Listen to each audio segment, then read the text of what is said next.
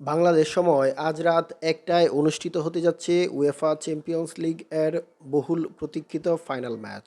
জার্মানির আলিয়ান্স অ্যারেনায় অনুষ্ঠিত হওয়া ম্যাচটিতে ইতালিয়ান ক্লাব ইন্টার মিলানের প্রতিপক্ষ ফরাসি জায়ান্ট ক্লাব পিএসজি। আলিয়ান্স অ্যারেনার একটি বিশেষত্ব রয়েছে। এখানে ইউসিএল এর যতগুলি ফাইনাল ম্যাচ অনুষ্ঠিত হয়েছে তার প্রত্যেকটিতেই নতুন দল চ্যাম্পিয়ন হয়েছে। সে তালিকায় রয়েছে নটিংহ্যাম ফরেস্ট, বরুশিয়া ডর্টমুন্ড এবং চেলসির নাম। সে পরিসংখ্যানের হিসেবে এই মাঠে পিএসজি এগিয়ে থাকবে, কেননা এ পর্যন্ত শিরোপা তাদের ঘরে তোলা হয়নি একবারও। তবে ইন্টার মিলানও যে ছেড়ে কথা বলার পাত্র নয় তা সবারই জানা।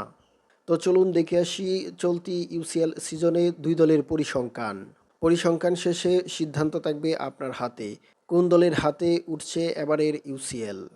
পিএসজি এ পর্যন্ত ম্যাচ খেলেছে ১৬টি এবং ইন্টার মিলান খেলেছে ১৪টি ম্যাচ। পিএসজির দুটি ম্যাচ বেশি খেলার কারণ হচ্ছে লিগ ফেজে তাদের পয়েন্ট টেবিলে অবস্থান ছিল ১৫, আর নতুন নিয়ম অনুযায়ী ৯ থেকে ২৪ নম্বর দলের প্লে অফ খেলে কোয়ার্টার ফাইনাল নিশ্চিত করার নিয়ম ছিল। পিএসজি জিতেছে ১০টি ম্যাচ এবং ইন্টার মিলানও জিতেছে ১০টি ম্যাচ। ম্যাচ হেরেছে পিএসজি ৫টি, সেখানে ইন্টার মিলান হেরেছে মাত্র ১টি ম্যাচ। গোল স্কোর করেছে পিএসজি ৩৩টি এবং ইন্টার মিলান ২৬টি। এক্ষেত্রে পিএসজি এগিয়ে রয়েছে। গোল কনসিড করেছে পিএসজি ১৫টি এবং ইন্টার মিলান ১১টি।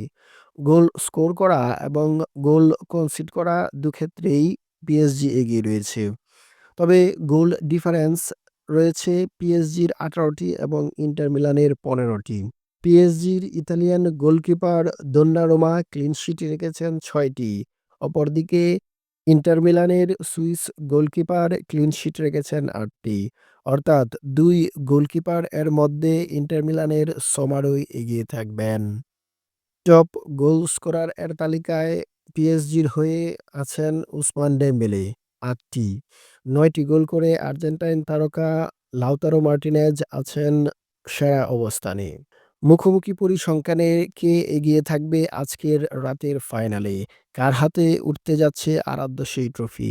জানিয়ে দিন ফুটবল প্লাস এর কমেন্ট সেকশনে। ফুটবল ভালোবাসুন, উপভোগ করুন সারা সময়। আল্লাহ হাফেজ।